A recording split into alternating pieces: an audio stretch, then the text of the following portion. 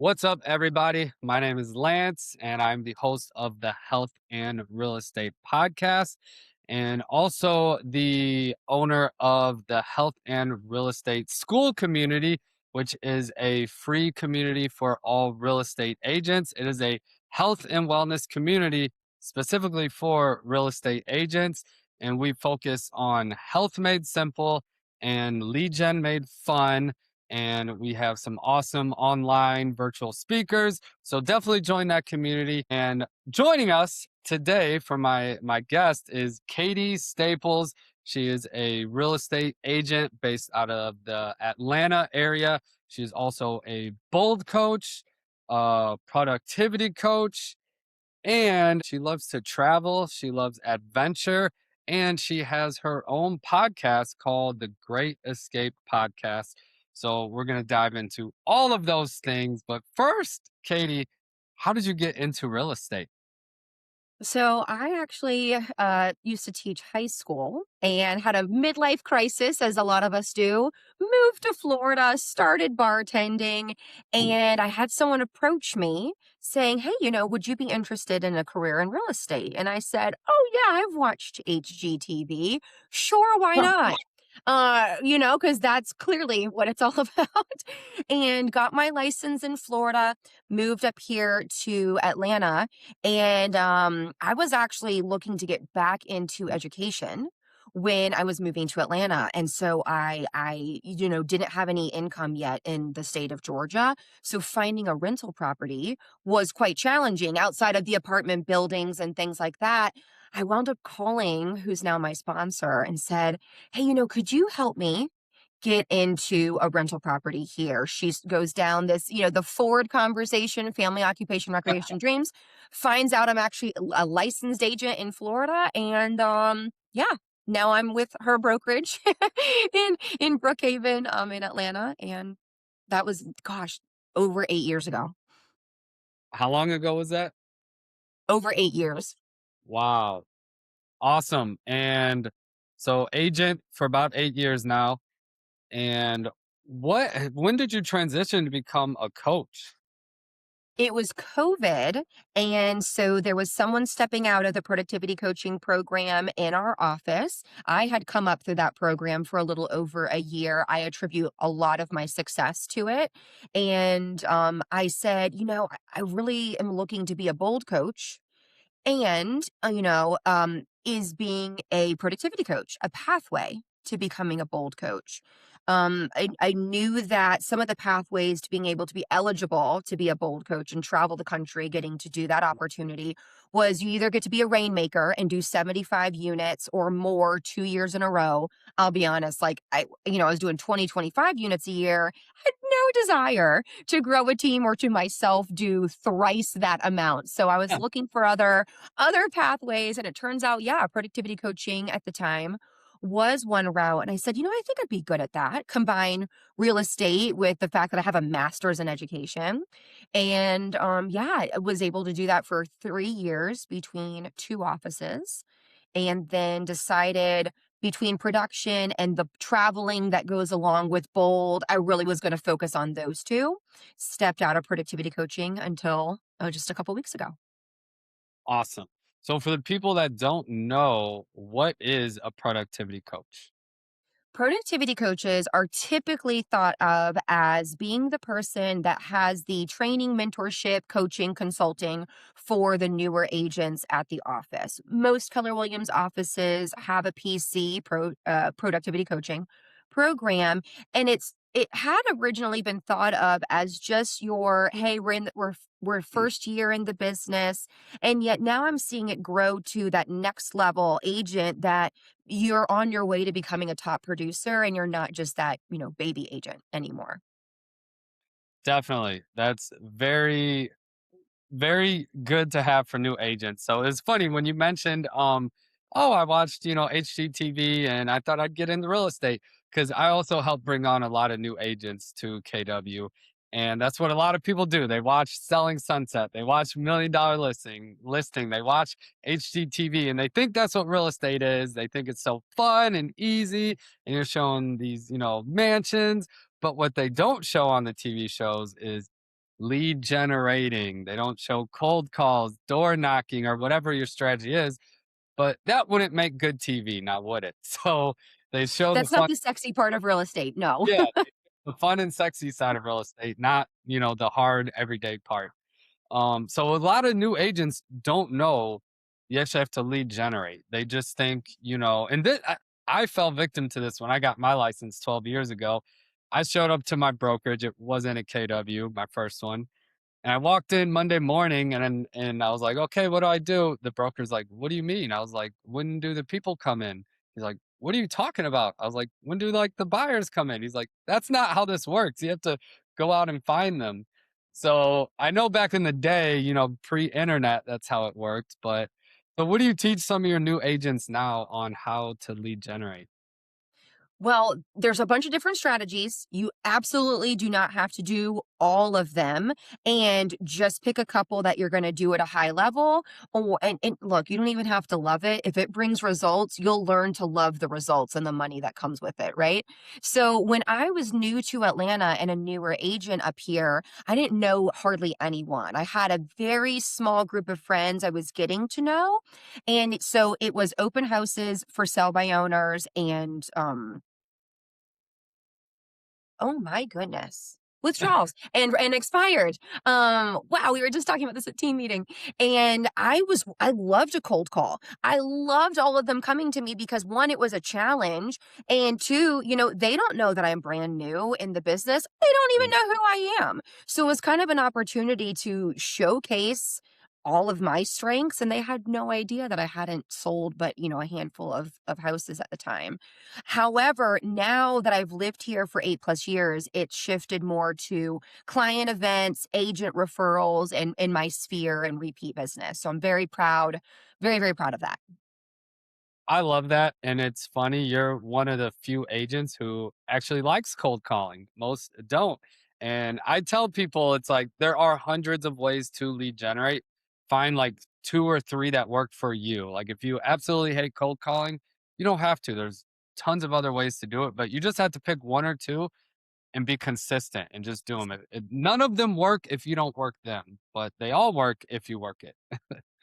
And if So you're yeah. doing 5 plus sources of lead generation, I feel like you're not doing anyone at a high enough level to truly see the return that you would see, which one doesn't produce great results. It also tends to lead to burnout.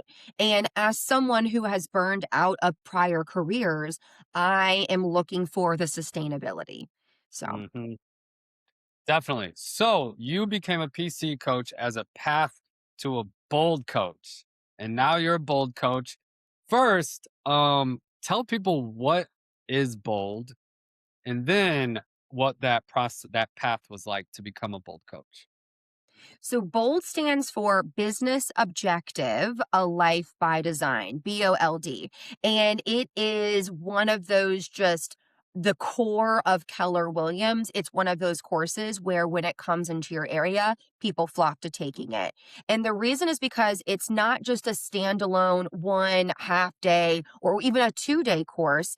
It is an actual 6 week coaching experience where the most important thing that you learn out of it is the habits that will make you the master of being you, both personally and professionally. So, yeah, we absolutely learn about lead generation techniques and scheduling and how to run your day and your business.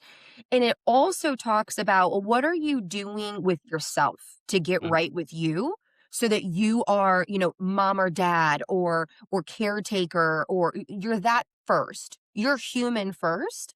And which is why I'm so passionate about the wellness piece of what you do because great, you can run a wonderful business. And if you are not well as a human and taking care of you first, that business is going south real fast.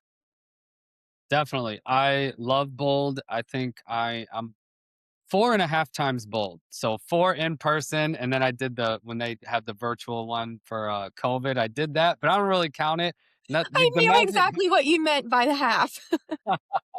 The magic happens in person. Nothing's the same virtually. But yes, I try to take it every year, and I love it. Every time I go to bold, I grow, and I feel like I come out, a new and better person with a stronger identity.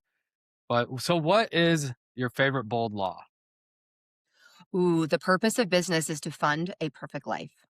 Oh, that's so good and so fitting for you. Mine is come from contribution. It's one of my favorites. I'm a big believer in the more you give, the more you live. So that's one of my favorites. And I think bold should add one more bold law. I think it should be something about health, like health is wealth, because they don't have any about health, and none of that really matters if you're not healthy. I'll So let put Gary a good know. word I for that. love the suggestion. We'll put it in a memo to Gary.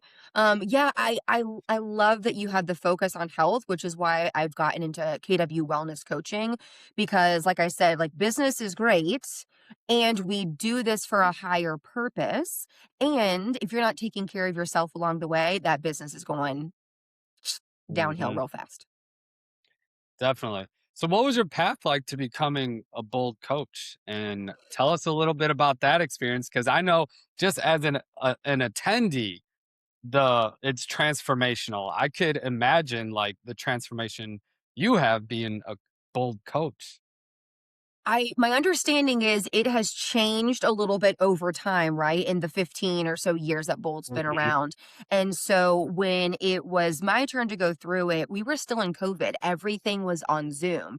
Now you're doing your auditions in person at family reunion mega camp. And yet it was a several times over a course of a month. You would come on and learn a little bit more about the presentation style. You would practice giving your presentations and then there was a 2 full day, like 8 hours each day, Zoom. They had about a dozen other coaches and the director of Bold at the time who came on and they were critiquing you, sometimes just privately to themselves, sometimes it was just right out loud. You got that feedback immediately and then you pivoted, right? In the next session where you presented. And so it was really interesting going from doing all that on Zoom, which of course more energy gets to come across on Zoom for you to be really effective. And then when you meet these people in person for the first time, you're like, oh, that's how tall you are. I'm just used to seeing you in a box. And so once you make it through auditions, which a small portion of them did at that time. Then you go around and travel from location to location for each step of Bold. This is back when we did it 7 steps over a 7 or 8 week period. Now it's 6. And so you were with a different head coach in a different city every time. And you were given at the beginning of those 7 weeks, you were given a portion that you were going to be presenting. Hey, I'm going to have you do slides X through Z, and here you go make a huge impact. Typically the head coach would ask the leadership in the room, would you travel to see this person, would you pay to see this person? If those were yeses and if you impacted the room, you got a green light. If there was something to work on, yellow light. If it was thanks for playing, you're going to go back to the starting line, red light. Get a red light anytime in those 7 weeks, you're done. Get a yellow and it's a warning, and the second yellow, you're done. Thanks for playing. And so going through the first 6 weeks, I'm like, all right, excellent. This is 6 green lights. And so, 7, I'm feeling confident. At the end of the sixth one, I'm feeling good. Green or yellow, we're good to go. So I call up the coach that I'm going to be with. I know, by the way, it's in my home market center. So I will know the 5 market centers of agents. I will have either done transactions with them or I've come up as a newer agent with them, or I'm currently or was their coach. And so that was its own fun experience. And I called the coach to say, hey, I'm so excited. I got my 6th green light. Can't wait to be in Atlanta with you next week. She said, great. I'm so excited to hear that. You're actually going to be doing the entire day. And I said, Well, "Oh, okay. Usually you guys give us like 10 slides, um, for like 30 minutes." And so I got to do the better half of the 6 hours. I think it was 6 of the 6.5 hours that day. And green light, became a coach December of 2021. And it's been amazing since then. that is amazing. I didn't know it was that intense to become a bold coach. So that's pretty cool to like know the process to becoming a coach. Um, wow. So what all cities have you coached in? Everywhere from Cape Cod to Hawaii. and Mhm. and everywhere in between. And That's the amazing. the coolest part is, oftentimes we're given 2 or 3 locations at a time. Sometimes it's just 1 at a time. And whenever it's a time in my life and my business where I can actually take off, I'll actually sometimes just go live out there in my RV, and I will come back to Atlanta maybe in the middle of it, for, service the business that I have here, check on my house, water my plants, and then go back out and get to experience that bold's actual, that location's actual market and what is their lifestyle there, because trust, Maui, a lot different than LA, a lot different than Montana, than Texas, than Boston. And so that's been one of my favorite parts, is really getting to know people from all over and getting to experience so many things outside of just, flying there. One day, fly back the next. Wow, that is pretty cool. Now, there's usually 2 big pushes during the year for Bold. It's usually in the spring and fall, correct? Mhm. So is Yes. that usually when you're traveling and doing teaching a Bold class in a different city?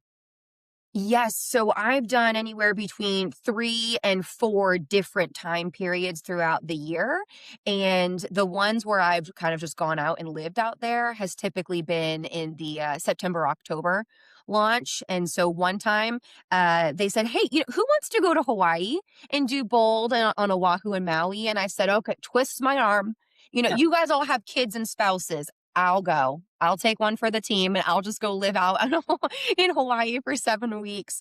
And then, soon after I had committed to that, I got the call, "Hey, can you also do Montana?" And I was like, "Okay, cool. So I guess I'm not gonna live in Hawaii for 7 weeks." And it actually wound up being so cool because I drove my RV and my 2 dogs out to Missoula, Montana, and, home base was based out of there, and lived there basically from Friday to Tuesday morning, and then Tuesday to Friday, I lived in Hawaii. Wow, that is awesome. I've only been to Hawaii once, just this past December. Me and my girlfriend did the Honolulu Marathon in Hawaii. Awesome. So that was super fun and can't wait to go back. But that was cool. So you basically went to Hawaii for 6 or 7 weeks straight for 3 or 4 Mhm. days teaching bold. That is And let amazing. me tell you, you rack up some sky miles when you're doing 16 hours on flights every week. And it was amazing to be able to see these. I had never been to Montana, I had never been to Hawaii. And it was amazing to experience the different cultures, all and even Maui, so different than Oahu. And so that was amazing. And like I said, the purpose of business is to fund the perfect life. That helped get to fund some other trips to other locations. Yeah, let's talk about that now because you're all about work life balance and travel and adventure. So you're juggling, your own real estate business, being a PC coach, helping new agents, start their business, and being a bold coach while traveling and doing all that. So how do you do this balancing act? And then how do you plan to fund your travel? Yeah. It really starts with making sure that you're taking care of yourself. When you wear a lot of hats, and I don't even wear like the mom hat, the wife hat. I don't even wear any of those hats. So shout out to everyone who has other humans, especially the tiny humans in their home that they're taking care of. You're amazing. All the kudos to you. I am a dog mom. In fact, Yep, for provolone. baby. Right, I have my fur babies. In fact, my little one is laying right behind me because, he is my shadow. And so at first, it starts with just the awareness of how are we? And what are we doing to protect how we are? So what's really big for me is being active, especially I mean, there was one year I was on 80 flights a year. 70, I believe, were for business and about 10 personal. And so protecting like your physical wellness, your mental wellness, that is huge for me.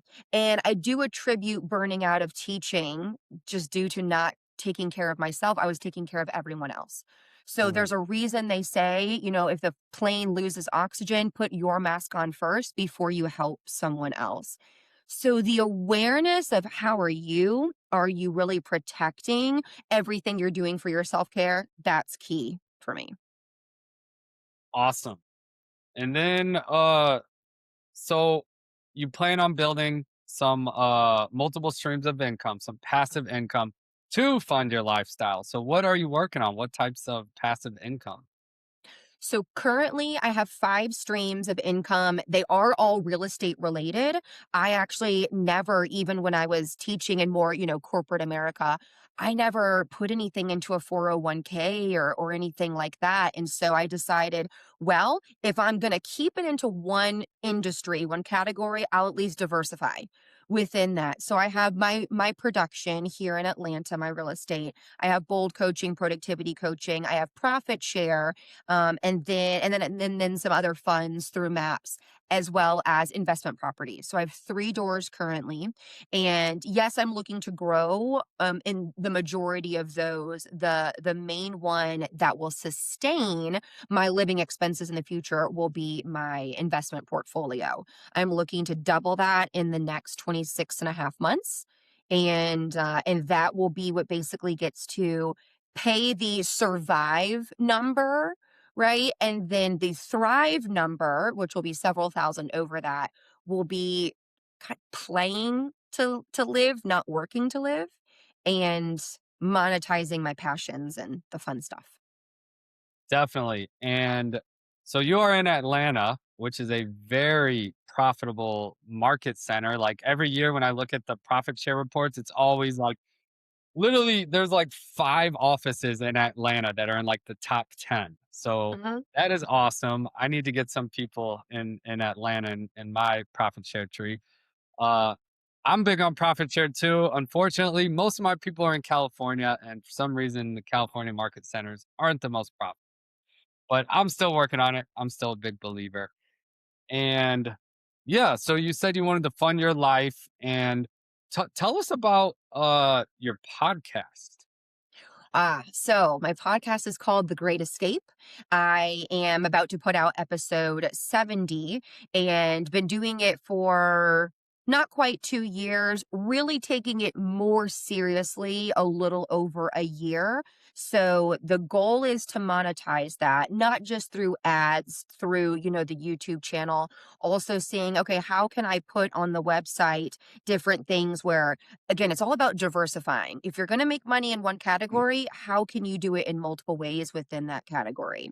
And so, typically, in order to get ad revenue on YouTube, whether it's through a real estate YouTube or my, adventure travel podcast, it's 1,000 subscribers and mm, mm. 4,000 watch hours within the last 12 months. And so I'm very happy that now, especially using ChatGPT, I'm treating it like a business the last 2, 3 months. And I'm seeing the results if they continue to track when they continue to track this way, we'll monetize it by the end of the year. And so I'm very excited about that, as well as all the other components that could come into monetizing that. I love it. So is you for your podcast, is your big push YouTube? Because that's what mine is. It is YouTube. I have an Instagram, and I probably put an emphasis on both, probably pretty 50-50 at the beginning. And I'll be honest, if I go back and look, if they're not cringy. And yet it's like, girl, no one needs intro music on YouTube. Like, I know I spent way too much time picking the right intro music too. Oh my word. And so I've actually gone back and cut out the first like 20 seconds of all of them now. And so I'm so grateful that I've taken it more seriously and really analyzed it and looked at all the algorithms and all the analytics on YouTube Studio. And now the way that we're doing it, I'm seeing just such growth on YouTube specifically. So that's why I've been putting all of the energy for the podcast on that. We post on Instagram, and it's nothing more than just a reel to have a presence, to have a landing, space on that platform. Yeah, I'm doing the same. And it's funny you mentioned that about the intro music. I actually took mine out as well because I heard it on a podcast. It was, I forget which one, but they're talking about YouTube podcast. And they're like, yeah, in today's day and age, some people have a 20 to 30-second intro song or theme, and no one has an attention span for that anymore in the TikTok era. Like, everyone has TikTok brain. So they're like, honestly, you don't need a intro music, maybe a short intro, but so I just cut it. I just get straight into it. And they Uh-huh. said that's what people want. And I've noticed, more watch time and all that. So that's funny that you mentioned that. And the other thing is, and this is great if anyone listening has or you're looking to get into YouTube, I think it's a wonderful way, especially if you're a big place for relocation. People are going to go online and see what the town is about before they physically get there. And so just keep in mind the thumbnails, apparently what I'm learning, the thumbnails are really important. And so I used to have The Great Escape in big letters at the top of, they don't know what my podcast is. I mean, I was only like a couple dozen episodes in at the time. And so I'm like, girl, what are we doing? So I took that out completely. There's no ego in it. And not that there was intentional ego before. And yet it's not about me. It's about what is the topic? What is the listener looking to get out of it? Talk about that. You don't need to talk about you, Katie. Same, yeah. I started doing the thumbnails where it was like more curiosity driven that had to do something about the podcast in the episode. And Mhm. that really helped get clicks and everything like that. And yeah, I'm big on YouTube for a few reasons. One, do you know who owns YouTube? Google. Yeah, Google does. Not many people know that. So a lot of times when people search in Google, and if your podcast or your YouTube channel answers that question that they're searching, a lot of times your channel and your video will be up top. And then another thing I just learned, do you know where ChatGPT is pulling a lot of their research and answers from this year? I know that initially Reddit was significantly like the number one and Last year it was Reddit. This uh-huh. year it's YouTube. Interesting. Okay. So yeah, Good. basically, yeah, YouTube, use YouTube. Google will reward you. ChatGPT will reward you, and that's what everyone's using nowadays. So that it makes you the gives you the biggest SEO power, the most Mhm. searchable and discoverable. So that's why I love it as well. So what is your podcast about?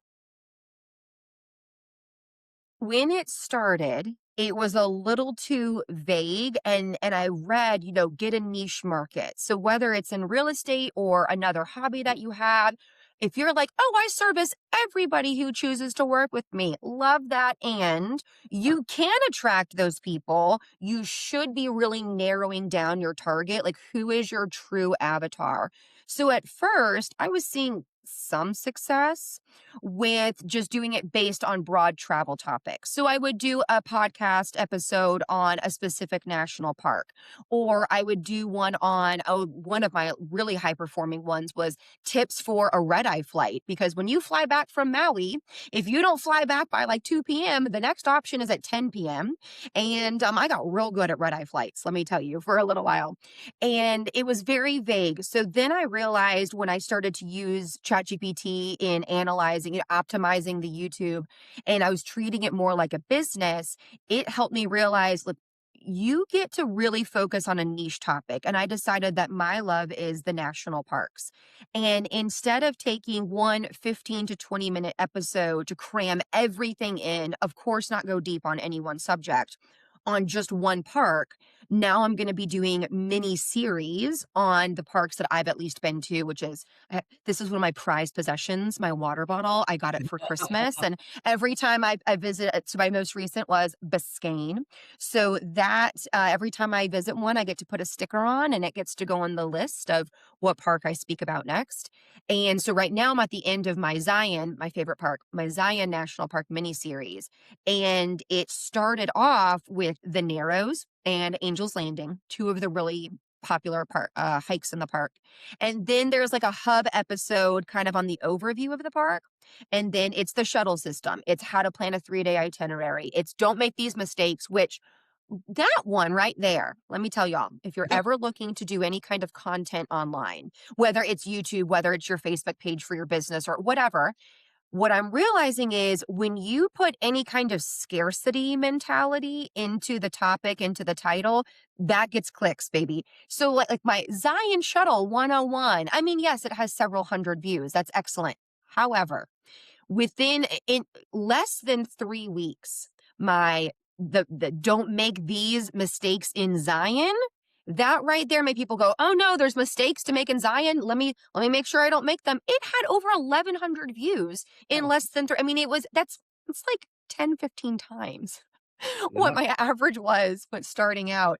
And, yeah, so just put in the little, like, "Uh-oh, what do you mean I really need to pay attention to this?" That is so helpful. Yeah, if you just improve the thumbnail and the title, it's crazy how much growth you could have just by those two little tweaks. So I know we were speaking before this. One of your goals is to visit all of the national parks. So tell us more about that goal. How many national parks are there, and how many have you been to so far? There are 63 that are like the proper 63 US national parks.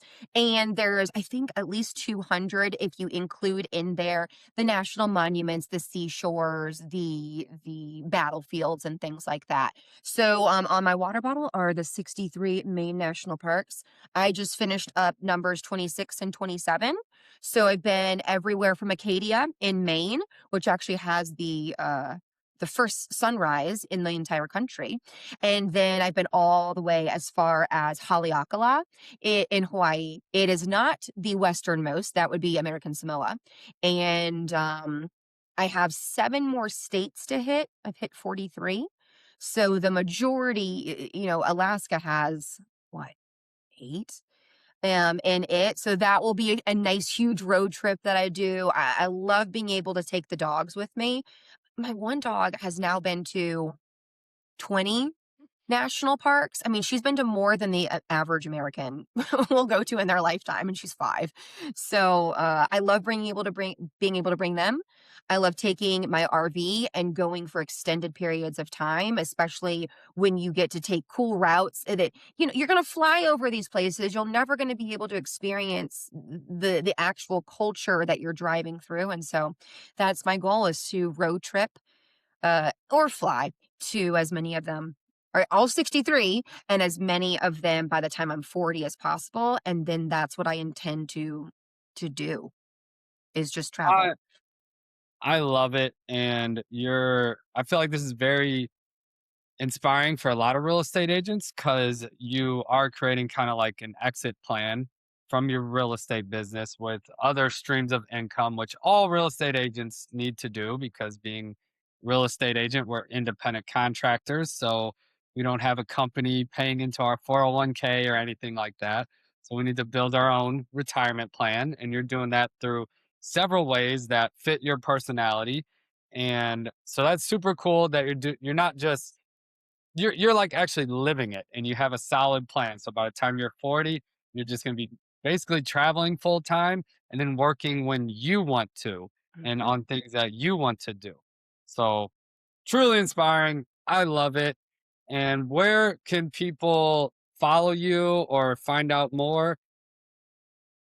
Yeah, so if you are curious about the YouTube podcast, it is on Apple Podcasts and Spotify as well. However, I love YouTube because that way you get to see I put as many of my own photos or other photos I find online if I don't have the exact one, videos of the different hikes and things like that. That is at the Great Escape Podcast on YouTube, and it's also on Instagram. And then I would love to meet and speak with you all, especially if you have goals of travel. Just find me on Facebook, Katie Staples. Perfect. And I'll include all your information and links in the show notes.